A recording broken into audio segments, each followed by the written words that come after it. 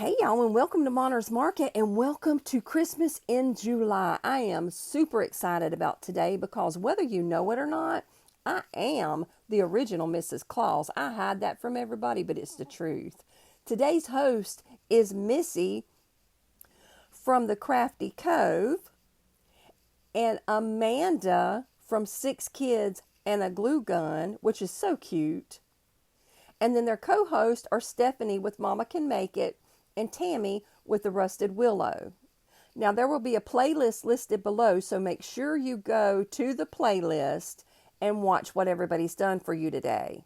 So for DIY number 1, I am going to make this cute little door hanger or sign or whatever you want to call it, using one of the signs from Dollar Tree, a calendar from Dollar Tree, and some Mod Podge, and that's literally it. This will be the quickest, easiest thing that I have made in a while, and I'm telling you, it is a perfect way to start for someone who's just starting out crafting and wants to sort of get their feet wet in trying to do some of these crafts. So literally all I do is take the Mod Podge and paint it all over the picture. Now I use the back side because it's already clean and smooth and ready to go, and you can put some brown craft paper on the other side to cover up that picture if you want to and give it a more finished professional look. Once you get it done, be careful to place your picture in the center of your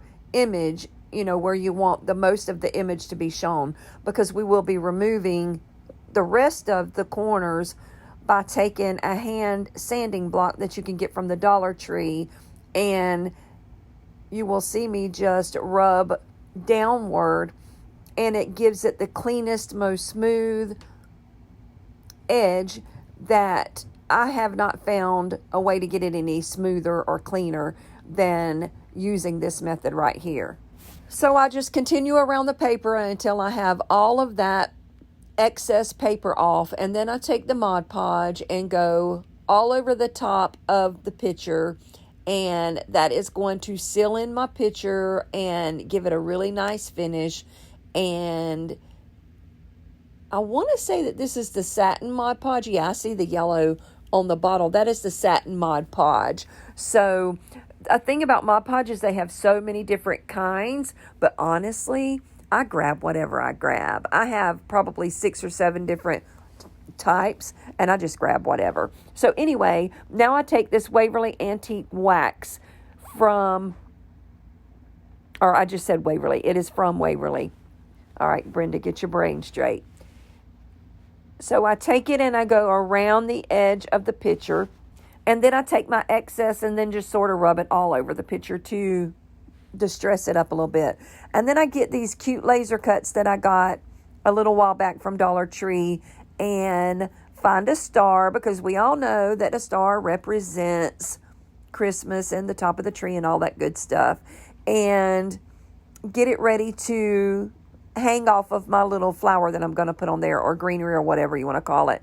Then I take my twine, wrap it a few times around the edge. Now I did fight with this, but after I realized that I needed to glue right on the corners and it would hold my twine, I didn't fight with it so much, and I finally ended up figuring it out. Also, once I finished everything, as with all of my pictures, I go back and cover the back in the brown craft paper. And again, like I said before, that just gives it a really nice professional finish. So I went through my greenery bucket and I just found a few random pieces of greenery. I don't even know what it came from or anything, but I just grabbed a few pieces, made myself a little finger bow, and hung my star from it, and then glued it all down on the top of my picture. And then I was ready to put the little hanger on. Now, whenever I made the hanger, I simply took some twine, ran it through the picture. I took 3 natural beads that will be linked below. Literally everything I'm using that can be linked below will be linked below. The only thing I couldn't find was this round picture here. Those are seasonal, and you can't always find them. So I take my twine, run it through there, and then I run my beads through both of those pieces of twine at the same time, and then tie a little knot in it, And voila, bamboo, that is it. I am done, and look at this adorable picture. I love it. It is not screaming Christmas, but it is just enough Christmas to be Christmas in July. So make sure you leave me a comment down below and let me know what you think about this first DIY. If you like it, is it something you would hang up in your house and proudly display? And whatever you do, make sure you leave me a big thumbs up. Definitely comment. I always comment you back. If you're not already subscribed, click that button and subscribe. Now let's get into DIY number 2. I am so stinking excited about DIY number 2. This is a Christmas present. So this is a present that I am making for someone special in my life. I'm not going to say who she is because she watches my channel and I don't want to give it away. But I take one of these boxes that you can get from the Dollar Tree, and I am going to turn it into a little jewelry box. Now, the first step to doing that is to remove just one corner or backside of this lid, and be super careful whenever you cut it not to lose the integrity of the other 3 pieces that you're leaving. And that is so that we can hinge that and it would open and close. We wouldn't be able to open and close it if we left that little piece on there. Now, this is an old napkin that I had laying around because I have a wedding/party business also. And I thought it would make a really pretty lining for the inside of this box. So I will be lining the inside and the top with this. And I think I forgot to tell you that I painted it with white Waverly chalk paint. I am getting way ahead of myself. So I just take the, what is it called? Napkin. And you see me, I'm just kind of eyeballing and sizing it up, cutting it piece for piece and sticking it down in there and just gluing it with some Mod Podge all the way around the box. Now, I only put one coat of the white Waverly chalk paint on there because I'm going to finish it in this beautiful, beautiful tissue paper. Now, I've never decoupaged anything in my life, so this will be my first time, but I'm super excited about doing it. So I'm just kind of sizing it out. I'm not being real careful about anything. And I'm taking the Mod Podge and just literally gluing it down. Now, when I'm gluing it down, I am not being super careful, and I'm not at all trying to get it really super smooth because I did want some sort of texture to it. And when you're using tissue paper and Mod Podge, it's going to lay flat. There's no doubt about it. It's going to lay flat. But I wanted to have sort of a textured feel to the outside of the box. And believe it or not, I successfully accomplished that. So I just continued all the way around the box and all the way around the lid and Mod Podged it down. And look how pretty it's looking already. Once I got it Mod Podged down, then I went back over the top of it and Mod Podged the whole thing again. And that was to seal it all in and to give it a nice coat. And now you see me going in and covering the lid. And it is so stinking easy. I cannot believe this is the first thing that I've ever decoupaged, if you will. I mean, that's what they call it.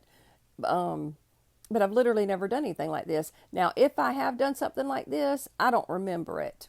I keep trying to think, have I done this before? But I really don't think I have with the tissue paper.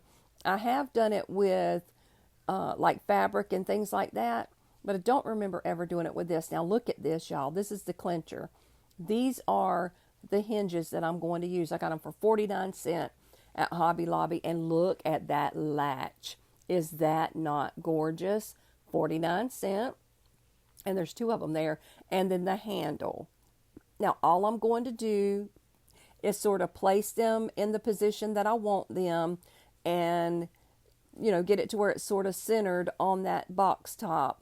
And then I'm just going to take a pin and I'm going to mark inside those holes right there. And this is just me trying to fiddle around with it to make sure it's in the right spot. And then I'm going to mark my holes to see where to put my screws. And then I'm just going to take, you see my little X-Acto knife, and just sort of drill me a little hole in there like a pilot hole. And that's going to make it so much easier to get those screws in that box. Now these screws are so tiny that with that lining in there, you'll never see it, you'll never feel it, and I go in and I just attach everything, and look, it cannot get any easier than making that box. And it looks so shabby chic, gorgeous to me. I love it, and I'm going to make me a few of them for my room, because if you saw recently, I just did a table that would match this perfectly. So I will link that video down below, but look at that box, y'all. I am so eager to see what you think about this in the comments. Let me know if you're as excited about it as I am.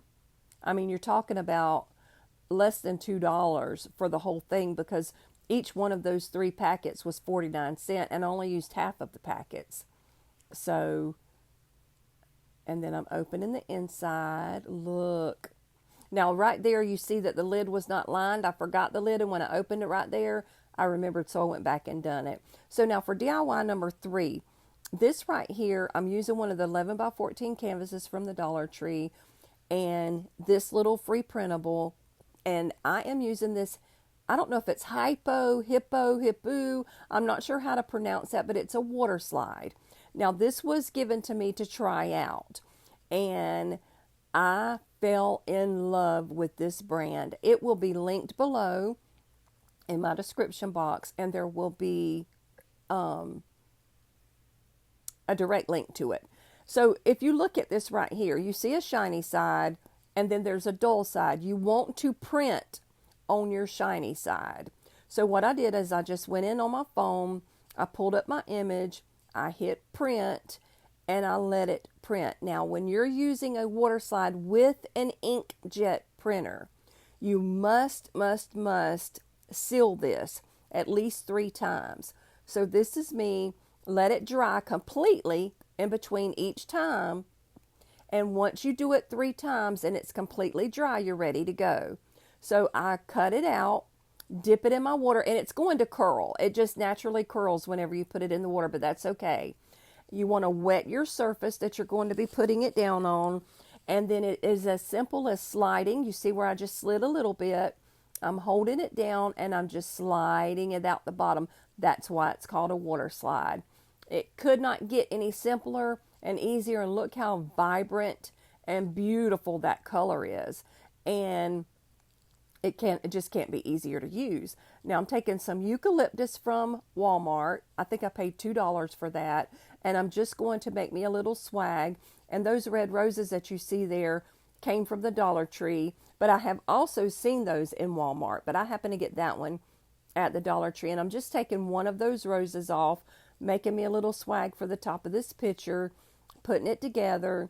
And then I am going to go in with the black and red gingham check that you can get, the ribbon that you can get from the Dollar Tree, in just a minute. Now that's my white Waverly chalk paint. I did want to distress this up because you guys know I distress literally everything. Then I take my antique wax and go around the outside edge, and then I'm just going to sort of brush over the whole thing and just distress it down. Now we're going to do the ribbon. I was getting ahead of myself, and that's what I'm going to make my hanger with. So now that ribbon is going to match my little truck print. And then once I get my hanger on, I decided to make just a little simple shoestring bow and put it right up under my rose. And once I got that done and got it placed, I was done. That was it. Look how simple and easy, and look at the beautiful color on that from that water slide paper. Is that not just gorgeous? And that little ribbon brought together the print in the truck, and it just brought it all together. So make sure you leave me a comment down below and let me know what you think about all 3 of these DIYs. Which one was your favorite? And don't forget to go to the playlist and see what everybody else has done today. We have some amazing creators who are bringing you some Christmas things. I can't wait to just finish my video and get over there and watch what everybody else has done. Now I'm going to show you my final reveal and let you know that if you are here from the playlist, you've never been to Monner's Market before, my name is Brenda, but my grandkids call me Monner. That's just my grandma name. So that's where Monner's Market came from. And look at this all together. Look how pretty that first picture turned out. I don't know about you, but I love a rustic feel, especially at Christmas time. It just makes it so country and homey. And I live out in the country in Florida. Now look at that Christmas gift. Would you be proud to give that to somebody for less than or maybe just a little tiny more than $2? Who would have never known? By looking at that is a $2 box. Never in a million years would I guess that that's just a $2 box. Love, love, love, love it. So make sure you leave me a comment. Let me know what you think about all of these. And look at that beautiful water slide. Look how gorgeous that turned out. Now, you do not have to distress it down. And another thing with that water slide, if you are using a laser printer, you do not have to seal your water slide. So if you're lucky and blessed enough to have a color laser printer, you don't even have to seal that. But with an inkjet printer, make sure you seal it 3 times and make sure you let it dry in between each time. So that's all I have for you today. Make sure you go to the playlist and watch everybody else. Show us some love. If you're not already subscribed to Monner's Market, reach down and click that red button and subscribe. Click the little bell and click on the all option, and YouTube will notify you every time I upload something new. So thank you for coming. Thank you for watching. Go watch that playlist. Bye now.